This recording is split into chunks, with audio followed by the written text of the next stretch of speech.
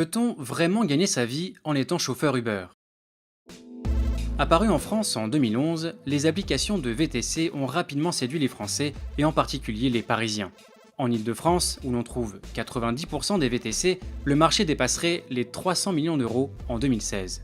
On pourrait donc penser que les VTC sont une bénédiction pour l'économie et en particulier pour Uber qui représente 80% du marché. Mais qu'en est-il pour les chauffeurs? Gagnent-ils correctement leur vie?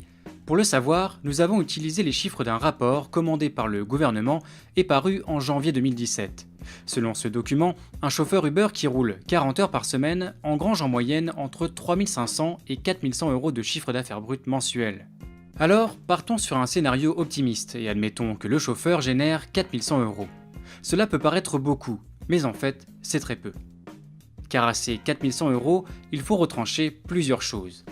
D'abord, la commission à Uber. En effet, l'entreprise californienne prélève un quart du chiffre d'affaires des chauffeurs. Ensuite, la voiture.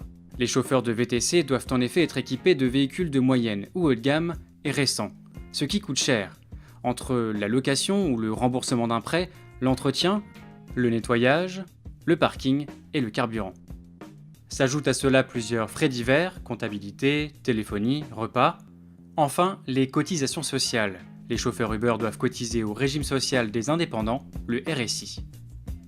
Au final, le chauffeur Uber ne dispose à la fin du mois que de 600 euros net, soit 2 fois moins qu'un SMIC et presque l'équivalent du RSA. Et tout ça, c'est dans le cadre d'un scénario optimiste, car selon le rapport, les bénéfices d'une partie des chauffeurs seraient proches de 0 euros. À 40 heures par semaine, impossible de gagner sa vie. Seule solution, travailler beaucoup plus. En montant à 60 heures par semaine, un chauffeur peut ainsi espérer toucher entre 600 et 1900 euros par mois.